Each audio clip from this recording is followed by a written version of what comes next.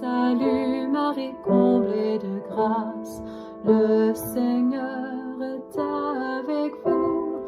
Vous êtes bénie entre toutes les femmes, et Jésus, votre enfant, est béni. Continuando a nossa reflexão.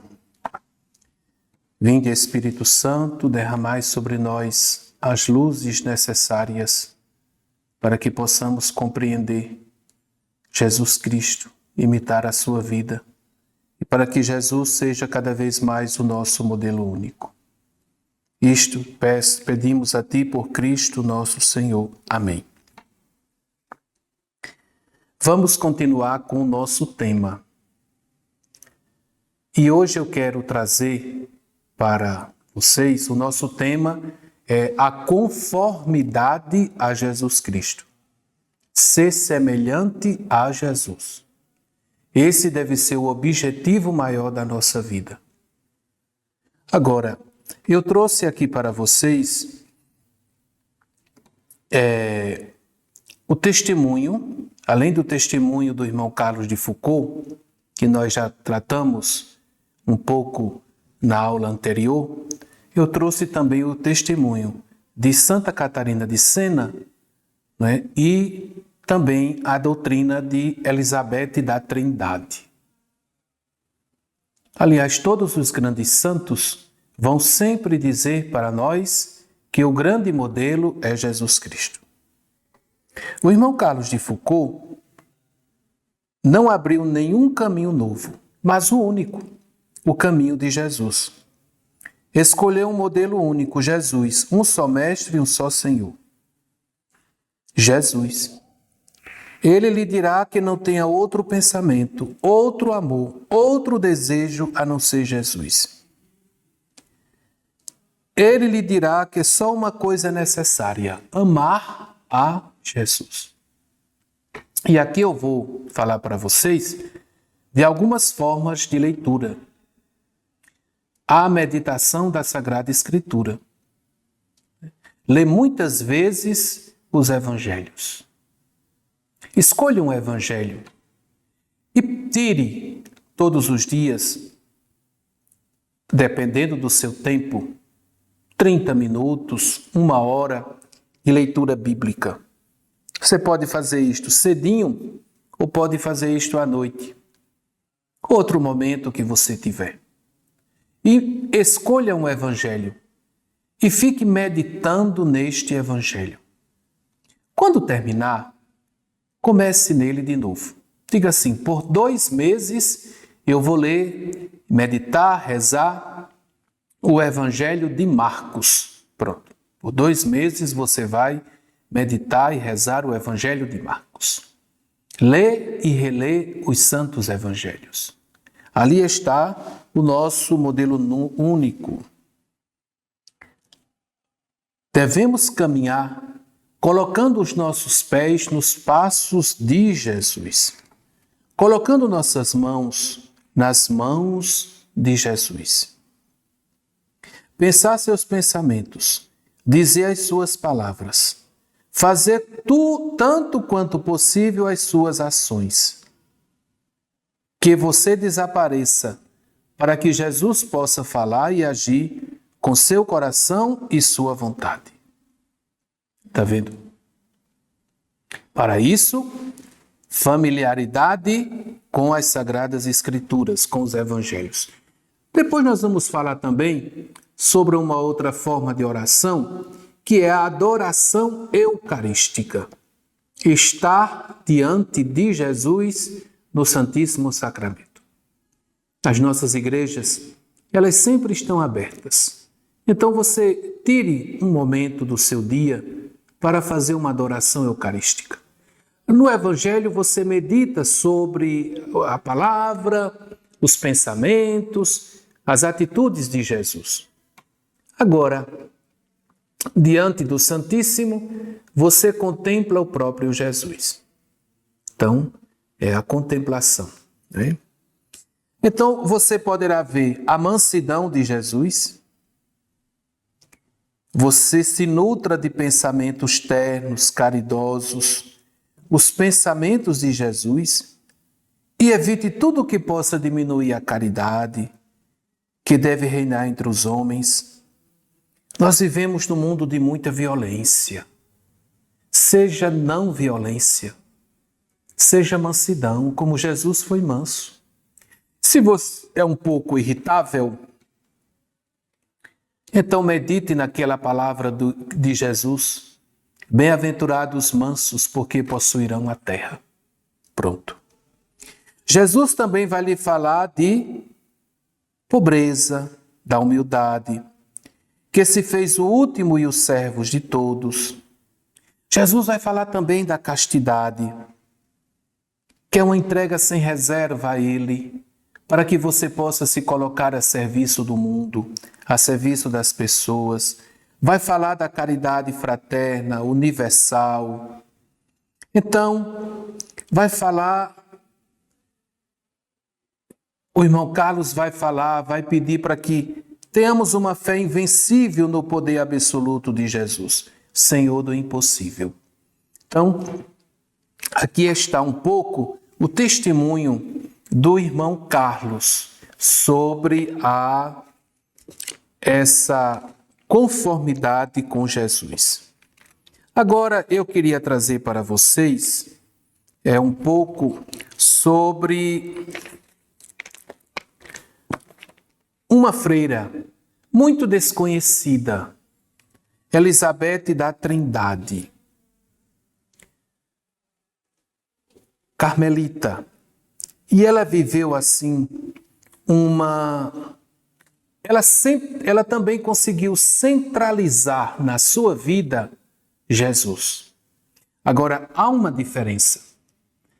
No irmão Carlos, nós encontramos um contemplativo no mundo. E é isso que eu e você devemos ser. Quem não vive a vida religiosa, a vida de clausura, deve ser um contemplativo no mundo. Deve ser uma pessoa de oração e de contemplação a Deus, mas no mundo. A gente vive nossos momentos de contemplação, nossos momentos de intimidade com Deus e depois nós vamos para o mundo, para o meio dos homens, das mulheres, dos sofredores, dos doentes. Abraçamos o sofrimento do mundo de uma maneira mais direta. Já tem outras pessoas que são contemplativos nos mosteiros. Então, também vai viver a sua contemplação, mas não é no mundo.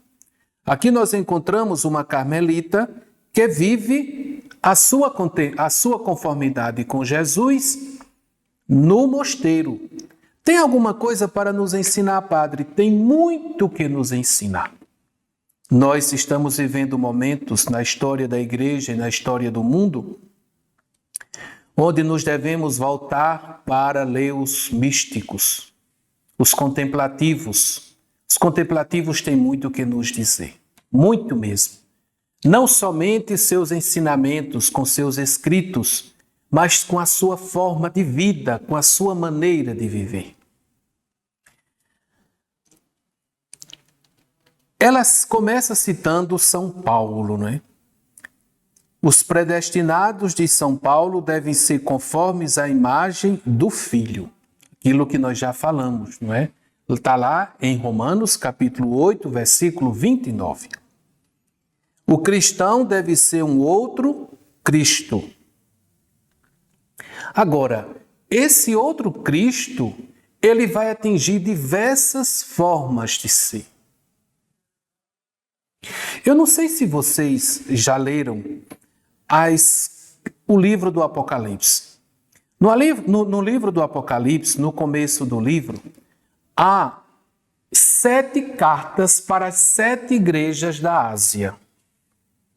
O livro, no capítulo 1, começa mostrando quem é Jesus. João diz, né? Um homem nos descreve Jesus. Uma descrição assim muito bonita, né? Voltei-me então para ver a voz que comigo falava.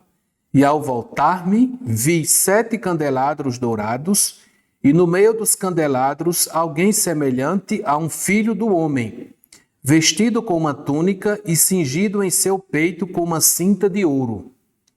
Sua cabeça, assim como seus cabelos, eram brancos como lã, alvos como neve. Seus olhos eram como chama de fogo. Seus pés eram semelhantes a bronze polido, purificado em fornalha. E sua voz era como a de muitas águas. Ele tinha em sua mão direita 7 estrelas, e de sua boca saía uma espada afiada de 2 gumes. Seu rosto era como o sol que brilha forte. Não temas, eu sou o primeiro e o último. Então aqui ele tem uma visão de Jesus Cristo, Paulo. Paulo não, João. Estou no livro do Apocalipse. A partir do capítulo 2 começa as cartas às igrejas. E é aqui que eu quero colocar para vocês. Ao anjo da igreja que está em Éfeso escreve: estas coisas diz o que segura as 7 estrelas em sua mão, o que caminha no meio dos 7 candelabros dourados. Vamos para a outra igreja. Ao anjo da igreja que está em Esmirna escreve: estas coisas diz o primeiro e o último, o que estava morto e reviveu. Ao anjo da igreja que está em Pérgamo escreve: estas coisas diz o que tem a espada afiada de 2 gumes. Ao anjo da igreja que está em Tiatira escreve: estas coisas diz o Filho de Deus, o que tem seus olhos como chama de fogo e seus pés como bronze polido. Ao anjo da igreja que está em Sardes escreve: estas coisas diz o que tem os 7 Espíritos de Deus e as 7 estrelas. Ao anjo da igreja que está em Filadélfia escreve: estas coisas diz o Santo, o verdadeiro, o que tem a chave de Davi, o que abre ninguém fecha, e o que fecha ninguém abre. Ao anjo da igreja que está em Laodiceia escreve: estas coisas diz o Amém, a testemunha fiel e verdadeira, o princípio da criação de Deus. Veja, em cada igreja, João toma uma característica de Jesus que ele viu no primeiro capítulo. Isso tem uma lição para nós. Nenhuma igreja pode dizer que tem a totalidade de Jesus Cristo, né? Então, nós temos as nossas diversas igrejas particulares. A igreja de Campina Grande, a igreja de João Pessoa. E cada uma dessas igrejas enfoca um rosto de Jesus, uma dimensão de Jesus. Os evangelhos, Mateus, Marcos, Lucas e João. 3 rostos de Jesus. Porque é como diz São João da Cruz, Cristo é uma mina de ouro. E cada vez mais que a gente tira esse ouro, mais tem. Então ninguém nunca pode abarcar toda a vida de Jesus. Então, uns vão viver o Jesus de Nazaré, o silêncio de Jesus de Nazaré. Outros vão viver o Jesus operário. Outros vão viver a humildade de Jesus. Outros vão enfocar a paciência de Jesus. Outros vão enfocar o servo sofredor. A santidade de Jesus é, de certo modo, infinita.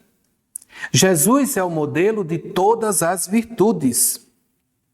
Por isso que Deus pode multiplicar indefinidamente os santos sobre a terra, porque cada santo carrega em si um rosto de Jesus, um modelo de Jesus. Está vendo? Então você também precisa, não é? Olhar para a sua vida e pensar um pouco, qual é o rosto de Jesus qual é o traço de Jesus que eu revelo ao mundo?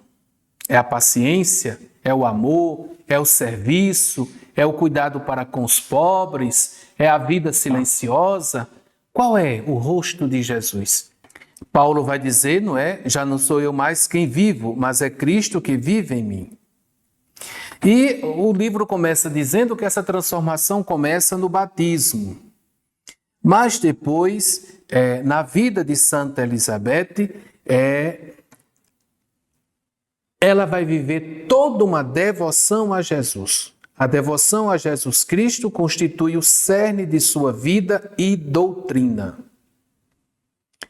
Ó meu Cristo amado, quisera ser uma esposa para o vosso coração, quisera amar-vos, até morrer de amor. No leito de dores, o seu único desejo é morrer transformada no crucificado. Então, essa conformidade com Jesus Cristo. Por isso, agora ela vai buscar essa conformidade nas epístolas de São Paulo. As epístolas de São Paulo, sobretudo, foram fonte de luz para esta alma. Era onde ia beber Jesus Cristo. Não poderia encontrar melhor escola. Então, eu coloquei muito para vocês os evangelhos, mas também muitos santos vão encontrar o modelo Jesus nas epístolas de São Paulo, né? Na vida de oração a partir dos textos de São Paulo. Depois ela fala sobre a predestinação em Jesus Cristo. Fomos predestinados. Contemplemos, pois, esta imagem adorável.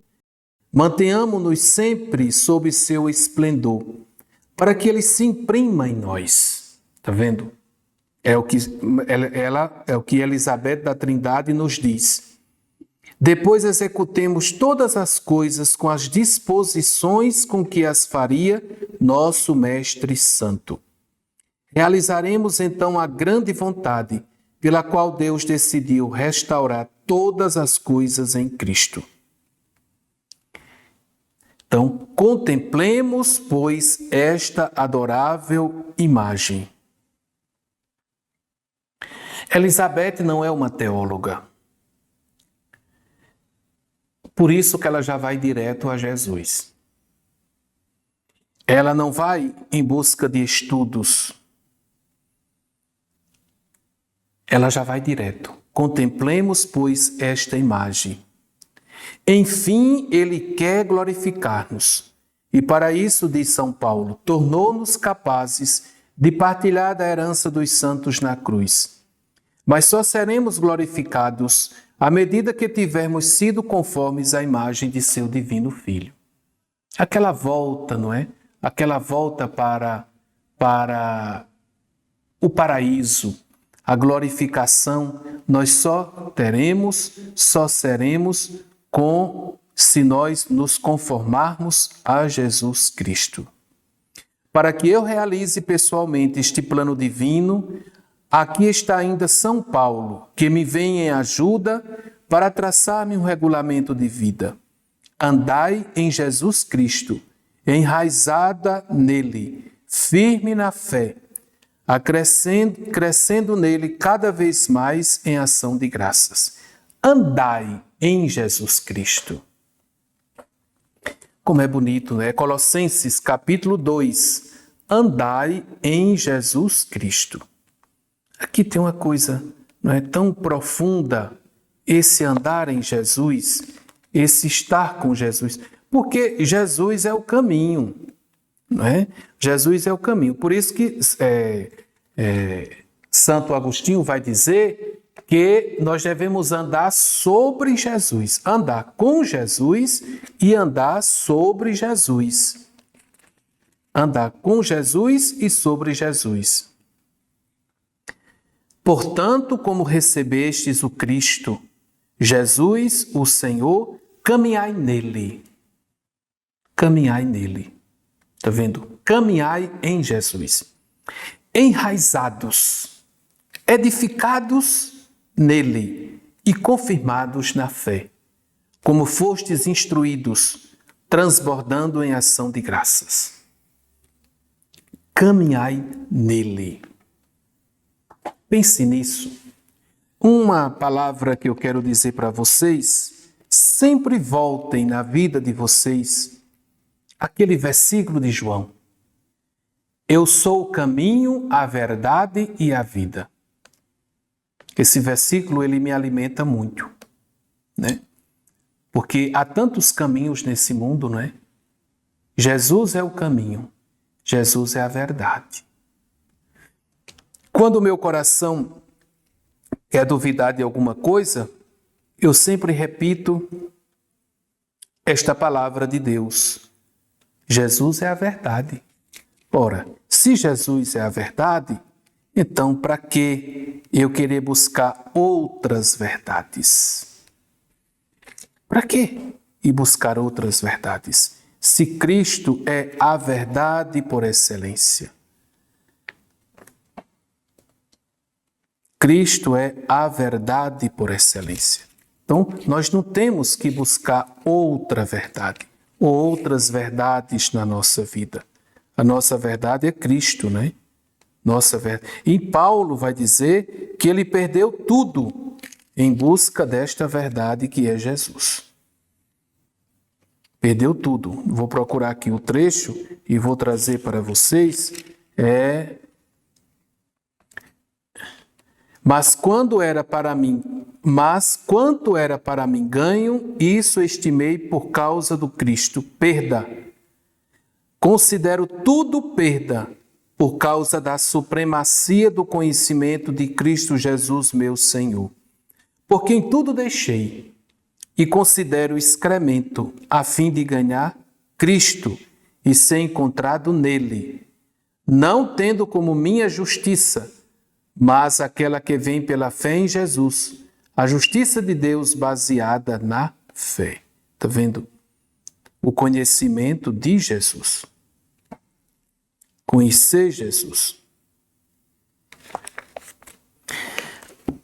Continuando o pensamento de Elizabeth da Trindade, ela vai meditar um pouco sobre andar em Jesus Cristo, caminhar nele.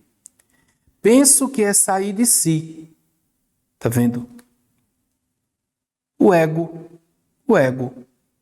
Sair de si. Perder-se de vista. Deixar-se para entrar mais profundamente nele a cada minuto que passa.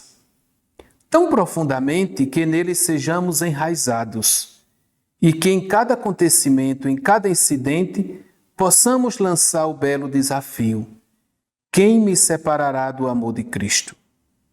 Quando a alma conseguiu fixar-se nele tão profundamente, quando suas raízes estão assim nele mergulhadas, a seiva divina nela circula abundantemente, e tudo que é vida imperfeita, banal, natural, é destruída. A alma assim despojada de si mesma e revestida de Jesus Cristo, nada mais teme das influências de fora, nem das dificuldades de dentro. É, na minha opinião, o que São Paulo quer dar a entender quando diz que devemos ser enraizados em Jesus Cristo. Não é esta imagem da alma edificada em Jesus Cristo? Não é Ele essa rocha onde ela é elevada acima de si própria? Então, andar em Jesus Cristo, Elizabeth vai dizer, é perder-se em si mesmo. É desapegar-se de todas as coisas. É um tema também que nós vamos tratar, não é? O desapego. Desapegar-se das coisas.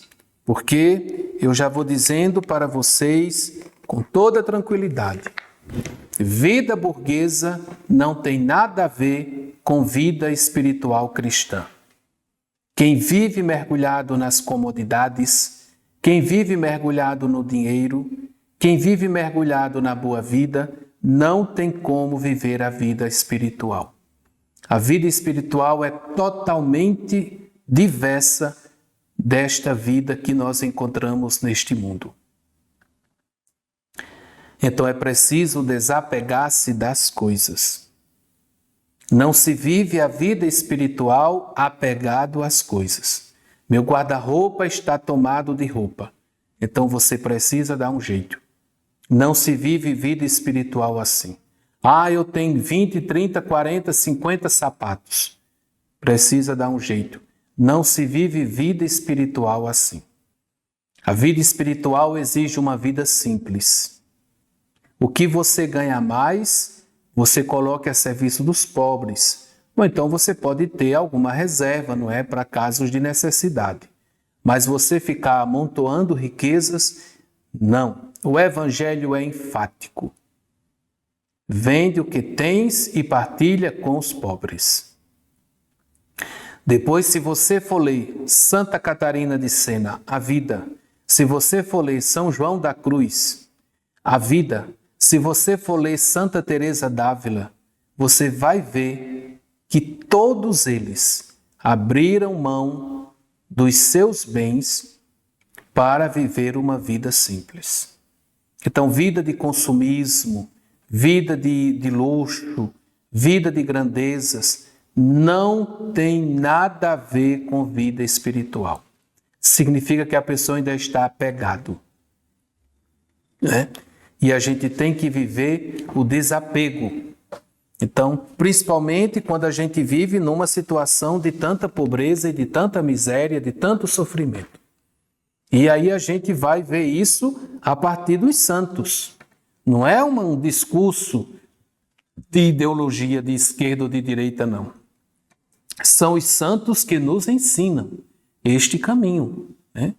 Então, se você vive apegado às coisas, reze e peça a Jesus a graça de desapegar, né? Caminho de Perfeição de Santa Teresa d'Ávila, os primeiros capítulos vai tratar justamente disso aí, né?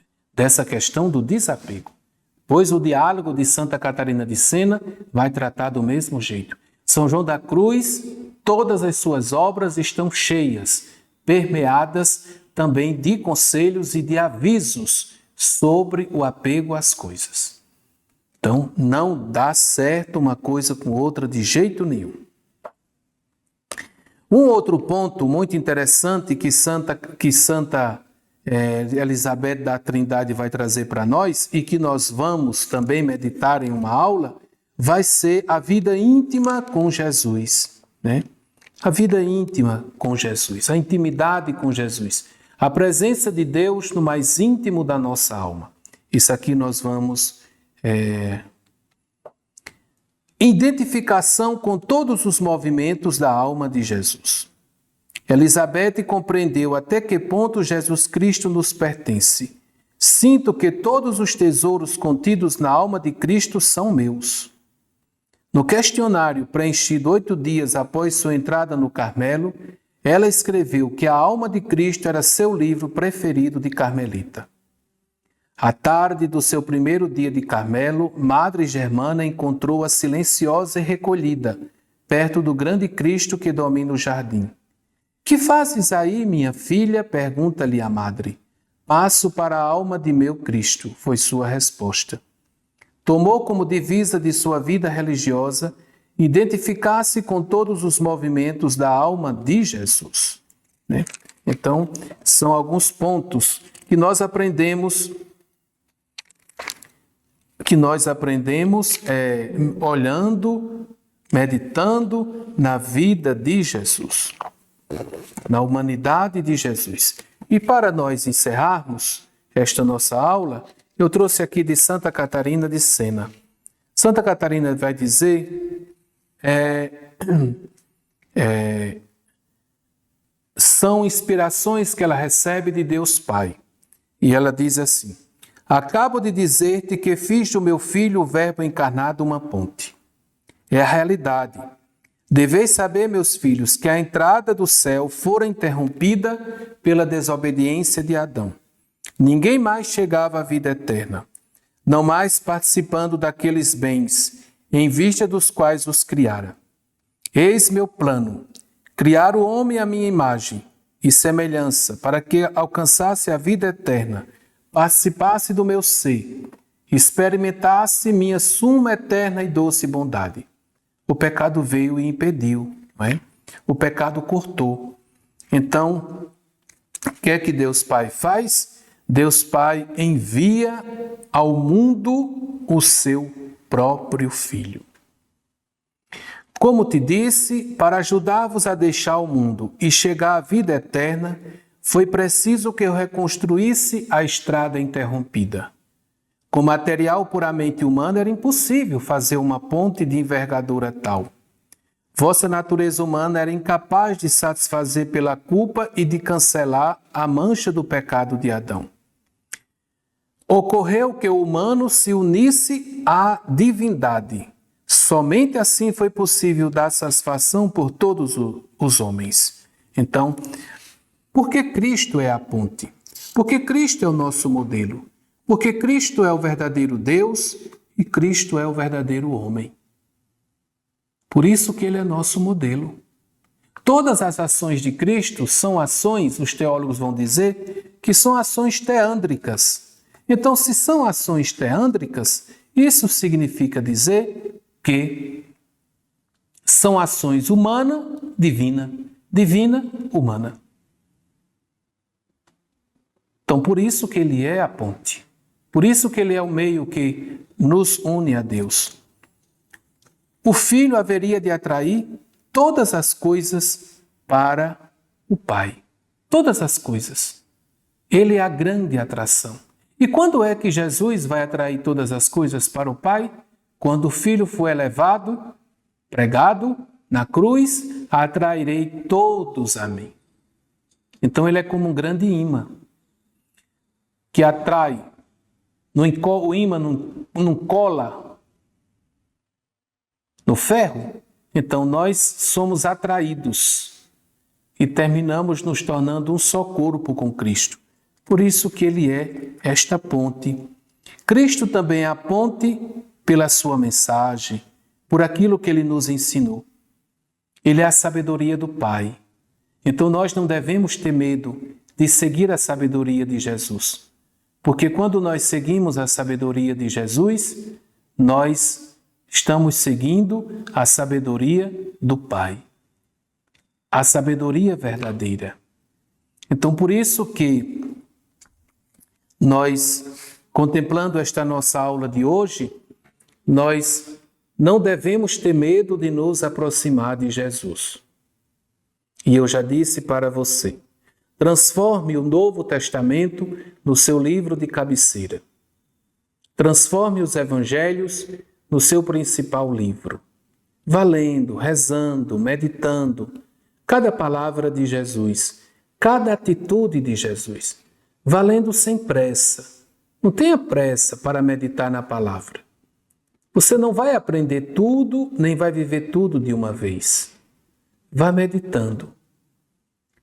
Claro, nós vamos, com a continuação do nosso curso, nós vamos ver a importância do silêncio, a oração silenciosa, a meditação silenciosa da palavra de Deus.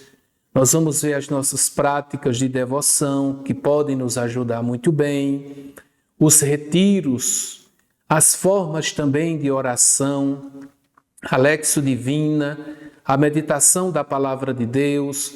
Tudo isso são meios que a gente vai usar para que nós possamos nos achegar cada vez mais a esta ponte que é Jesus. Estar diante de Jesus, viver a vida de Jesus, né? Filipenses capítulo 3, vamos olhar mais uma vez. Filipenses capítulo 3. Mas ainda considero tudo perda, por causa da supremacia do conhecimento de Cristo Jesus, meu Senhor, por quem tudo deixei e considero excremento a fim de ganhar Cristo e ser encontrado nele, não tendo como minha justiça aquela que vem da lei, mas aquela que vem pela fé em Cristo, a justiça de Deus baseada na fé, para conhecê-lo, bem como o poder de sua ressurreição e a comunhão de seus sofrimentos, sendo conformado em sua morte, para ver se alcanço a ressurreição dos mortos. Não que eu já tenha recebido ou já seja perfeito, prossigo, no entanto, para ver se o alcanço, uma vez que fui alcançado por Cristo Jesus. Muito bonito, né? Conformar-se com a morte de Cristo. Hoje é sexta-feira. Então, na sexta-feira, medite no Evangelho da Paixão de Cristo. Santo Tomás diz que a paixão de Jesus ela tem tantas lições para nós. Às vezes a gente só lê a Paixão de Cristo uma vez por ano, na Semana Santa. Não, tome a peito. Sexta-feira, leia a Paixão de Jesus, medite na Paixão de Jesus, olhe para os sentimentos de Jesus diante do sofrimento, diante da maldade humana. Como é que o Filho de Deus reagiu? Então, medite sobre a Paixão de Cristo. Um outro ponto também que eu gosto muito de meditar é os textos, os evangelhos da infância. Também gosto muito de ler os evangelhos da infância. Eles têm uma teologia sobre a pobreza e a simplicidade muito grande, com muitas lições para nós, né? E vá pedindo a Jesus, não é? Que Ele lhe conceda o desapego, desapegar-se de todas as coisas, para ser totalmente de Jesus. Olha aqui.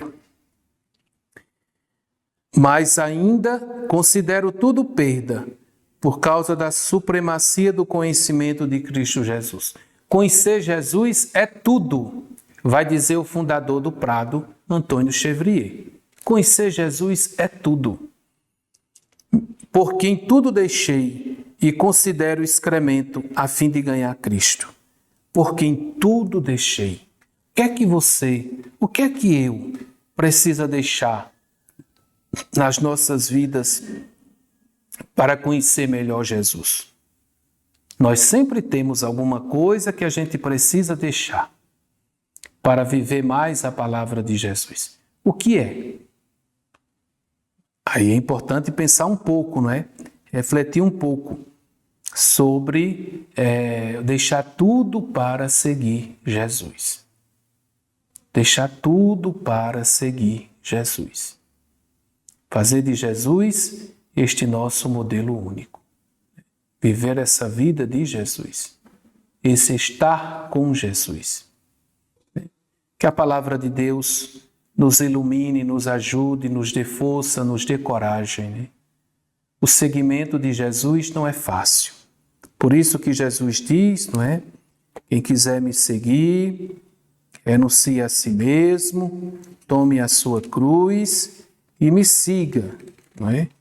Então, esse é o grande seguimento de Jesus. Se alguém quiser ser o primeiro, seja o último de todos e o servidor de todos. Esse é o grande ensinamento de Jesus, né? Que nós precisamos colocar na nossa vida, né? Se alguém quer seguir atrás de mim, renuncie a si mesmo, carregue sua cruz e siga-me. Pois aquele que quiser salvar sua vida vai arruiná-la, mas aquele que perder sua vida por causa de mim e do Evangelho vai salvá-la. Pois que vantagem há para alguém em ganhar o mundo inteiro e arruinar sua vida? Que poderia dar em troca de sua vida? Pois aquele que se envergonhar de mim e de minhas palavras, em meio a esta geração adúltera e pecadora, também o Filho do Homem se envergonhará dele quando vier na glória de seu Pai com os santos anjos. Se alguém quer me seguir, quer seguir atrás de mim, renuncie a si mesmo. E veja bem, se alguém quer seguir atrás de mim, seguir não já é atrás? Aqui pode ser visto como uma redundância, mas está corretíssimo. É para enfatizar, aprofundar, que você não deve ser como Pedro. Pedro foi dar conselho para Jesus.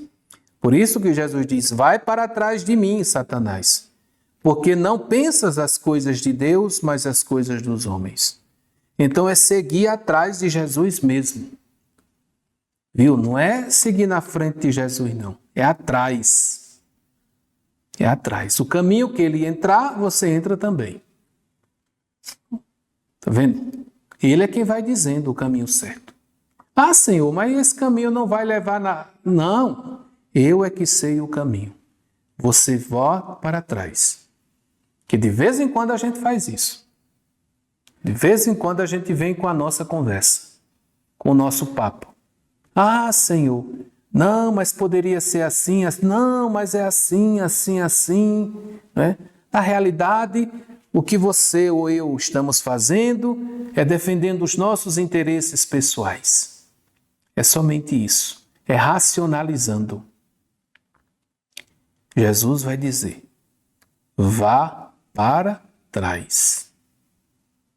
Vá para trás. Essa é a lógica de Jesus. É o caminho de Jesus. Né? Pois aquele que quiser salvar sua vida vai arruiná-la. Mas aquele que perder sua vida por causa de mim e do Evangelho vai salvá-la.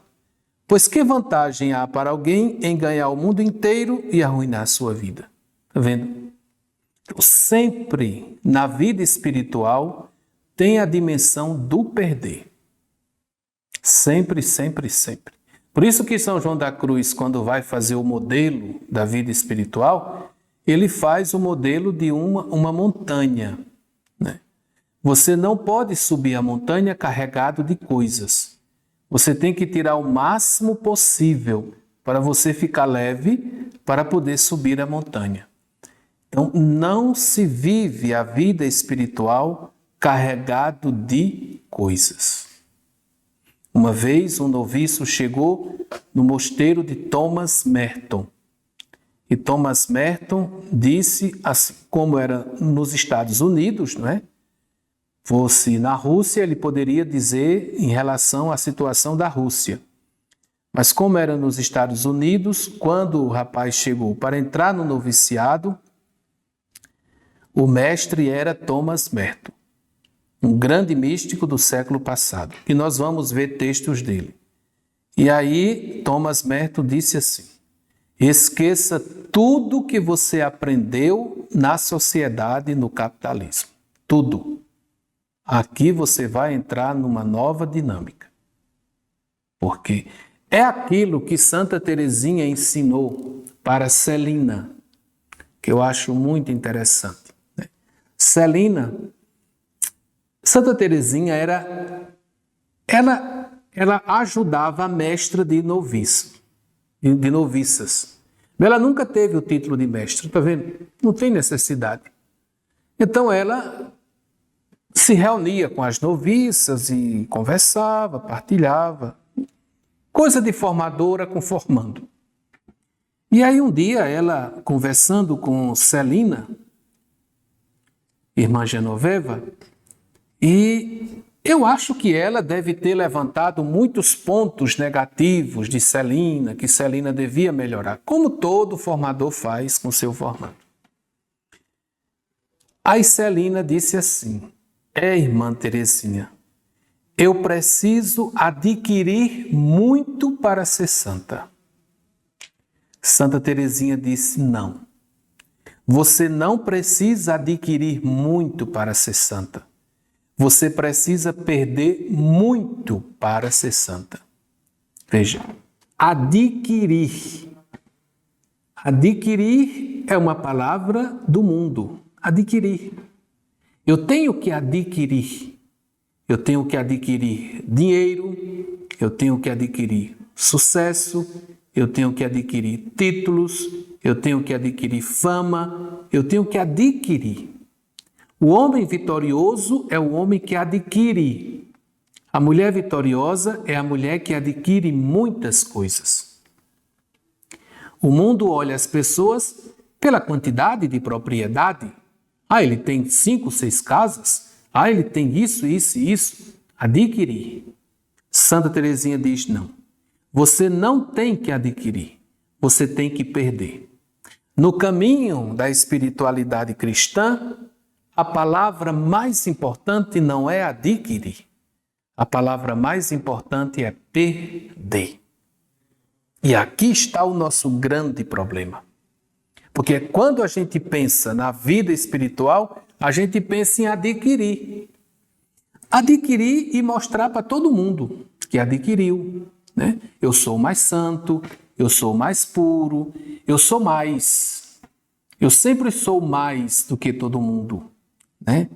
Então a pessoa adquirir. Isso é um defeito que a gente traz também do homem velho que entra na vida espiritual também. Santa Teresinha diz, não.